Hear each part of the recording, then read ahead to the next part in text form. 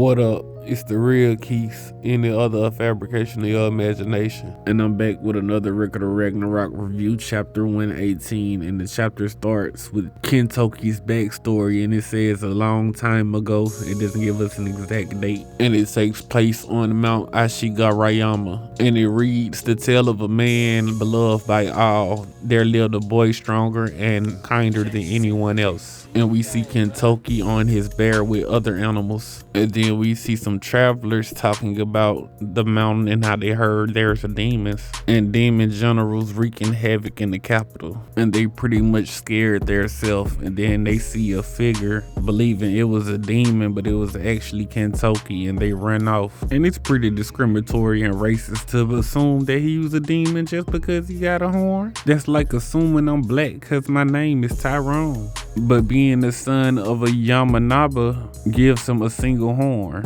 Then Kentoki heads to a cave and he says he's back, and we see his mother. And she actually looks extremely demonic, and she says that she made his favorite meal, and this mushroom hot pot. Did not expect to see that. And I kind of feel like that defeats the purpose of a hot pot, because I thought those were supposed to be specifically meat meals. And Kentoki digs in, and his mother says that he's the spitting image of his father. And she must be blind because they don't look nothing alike. He looks like Golnir. And we see him raising up his mother, talking about how he loves her horn. That's the most beautiful part of her. And Kentoki and his mother live peacefully in the mountains away from other humans. And we see Kentoki cutting down a tree, and then he was approached by the three heavenly kings, Yorimitsu, Watanabe, Suetake, and Matsu. And they said that they came to exterminate him, and he asked, is there anything beneficial to them killing him? And they said yes, they will be rich and famous and popular with the women. Kentoki says he doesn't really get it, but he gets into a fighting position, and they're shocked because he's not using his weapon. And they ask him why. He says if he does hit them with that, they would die, but he's allowing them to use their weapons.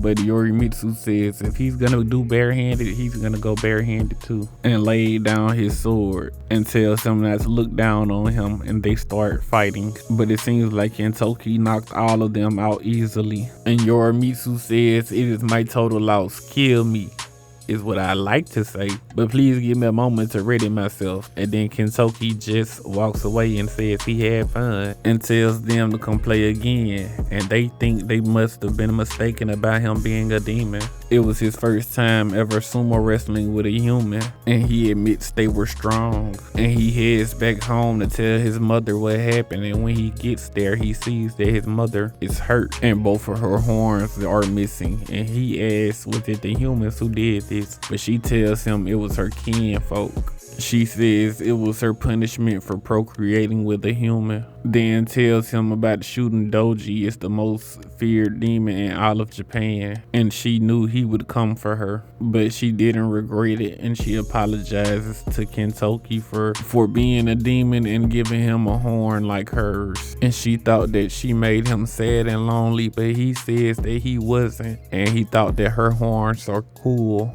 And she thanks him for being her child. And her final words were, if you never forget that warmth, you will be loved by someone. And then she dies, and he thanks her for having him. And then we get our first look at Shooting Doji. He would lead demons down the mountain and kidnap humans. And we see Kentoki approach Shooting Doji, and it seems like he didn't know that she had a child. He sends his demons to attack Kentoki, but he easily defeats them all. And Shooting Doji is impressed at how powerful Kentoki is, and Kentoki leaps and attacks Shooting Doji, but he is easily stopped. He rips Kentoki's arm off and sends him flying.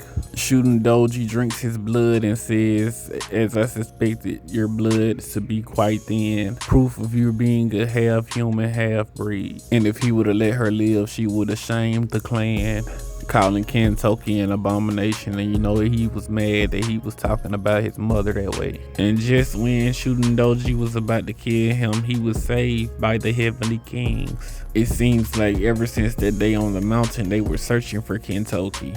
And Kentoki wonders why they are helping him. Kentucky asks why are they helping a demon like him, which they reply saying anyone who gives their all like you did is our friend and we never turn our backs on a friend. Kentucky is shocked that he would call him his friend, and Yorimitsu says leave it to them. And Shooting says it doesn't matter how many of them there are, they can't stand against him. And then he transforms, and then Shooting attacks them, and Kentucky steps up and they ask what is he doing, run away. But he says it's like you said, I don't turn my back on a friend. And Shooting says a demon saved by humans and then saves humans. Nothing twists my stomach more than a sore sight like this. Be going to the same hell as your whelch of a mother. And Kentucky says the only one going to hell is you. And he stops Shooting's axe with one arm, and the rune on his hand starts to glow. And Shooting realizes that Kentucky isn't just part human and part demon, but also part god. And I also just realized that this was the arm that got cut off and it grew back. Now Shooting is singing a different tune and saying this marvelous power I wanted from my clan. And Kentucky breaks his weapon. And Kentucky says humans, demons, gods, forget all that noise. I am me.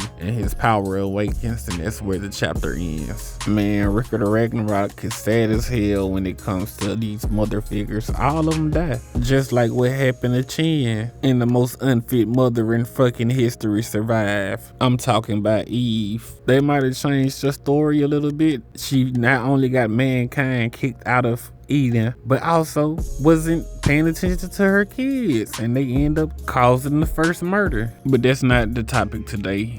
Kentucky had a pretty good backstory. That's pretty much all I have to say. Shooting really fucked up, and it's too late for him to take it back. And it seems like this Odin versus Kentucky fight is gonna last a little while, maybe all year. But that's all I got for you today. For more Record of Ragnarok chapter reviews, and if you like versus battles, like, share, subscribe, and comment. It doesn't cost you a dime while it costs me time. Follow Universal Debates on Facebook, and I created a subreddit for all the tournament style media. Examples like Record of Ragnarok, Tenkaichi, Majo Tyson, etc. You should also follow my other pages because sometimes my videos get copyrighted and get taken down. So some videos you might find here and some you might not. All links in the description.